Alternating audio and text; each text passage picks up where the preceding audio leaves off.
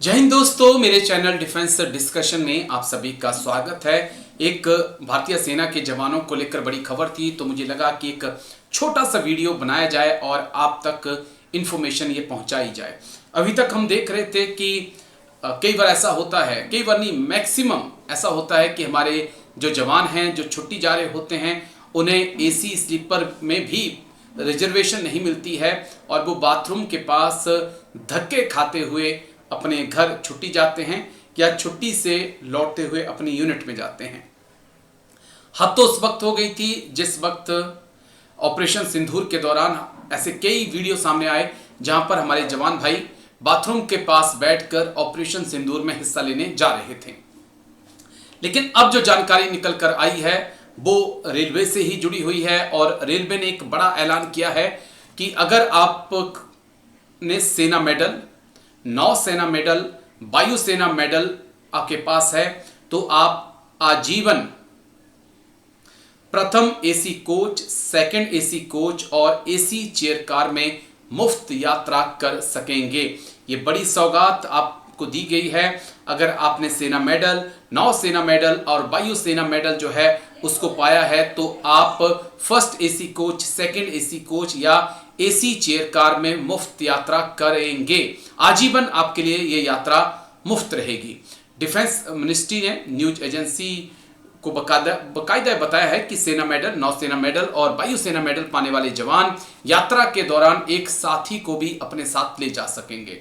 यानी कि आप जा सकते हैं, साथ में आप अपनी वाइफ को या अपने बच्चे को साथ ले जा सकते हैं। आप ऑल ओवर इंडिया जहां भी जाएं, आपको टिकट ट्रेन की नहीं लेनी होगी। ये एक बड़ी सौगात है। इस सुविधा के तहत अगर अवार्ड पाने वाले सैनिक का निधन हो जाता है तो उनके पति या पत्नी को यह सुविधा तब तक मिलेगी जब तक वह दोबारा शादी नहीं करते। इसके अलावा अगर किसी सैनिक को मरणोपरांत सम्मान मिलता है और अगर वह शादीशुदा नहीं है तो उसके माता पिता को यह सुविधा जीवन भर मिलेगी। चलिए, ये बहुत अच्छी बात है कि अगर कोई जवान शहीद हो जाता है और शहादत के बाद अगर उसे सेना मेडल मिलता है तो उनके माता पिता जो हैं जीवन भर जो हैं वो ट्रेन के एसी 3, एसी 2 में या एसी 1 में या स्लीपर कोच में जो है बिना किराया दिए सफ़र कर सकते हैं। हिंदुस्तान में कहीं भी जा आ सकते हैं। तो ये बड़ी अहम जानकारी निकल कर आई, तो मुझे लगा कि इसके ऊपर वीडियो बनाया जाए।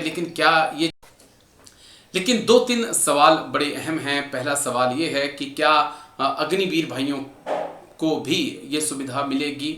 क्या जो अग्निवीर भाई सर्विस के दौरान 4 साल के अंदर सेना मेडल ले लेते हैं लेकिन उसके बाद अग्निवीर भाई अगर परमानेंट नहीं होते हैं, वो घायल हो जाते हैं और उन्हें फिर परमानेंट नहीं किया जाता है, तो क्या ये सुविधाएं जिंदगी भर अग्निवीर भाइयों को मिलेंगी?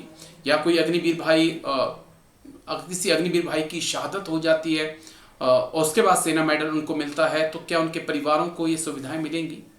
इसके बारे में थोड़ी सी पिक्चर क्लियर नहीं है, लेकिन ये सवाल बहुत अहम है। देखिए कि अगर कोई अग्निवीर सेना मेडल लेता है और इस दौरान वो घायल हो जाता है, लेकिन क्या 4 साल बाद अगर वो कैटेगरी हो जाते हैं, क्या 4 साल बाद कैटेगरी अग्निवीर को इंडियन आर्मी फिर वापस लेगी, परमानेंट करेगी उनको? अगर परमानेंट नहीं करेगी तो सेना मेडल की जो सुविधाएं हैं क्या उस अग्निवीर भाई को जिंदगी भर मिलेंगी? चलिए, सवाल बहुत हैं, जवाब देने वाला कोई नहीं है, लेकिन आई होप आपके पास जवाब होंगे तो आप जवाब जरूर दीजिएगा। वीडियो को शेयर करिए। अच्छी खबर है और सर आंखों पर एक खबर। जिन भाइयों ने सेना मेडल, नौसेना मेडल, वायुसेना मेडल लिया है और हासिल किया है उनको सैल्यूट। और भारत सरकार भी, हम सब जो हैं आपको सैल्यूट करते हैं और आपकी शूरवीरता को प्रणाम करते हैं।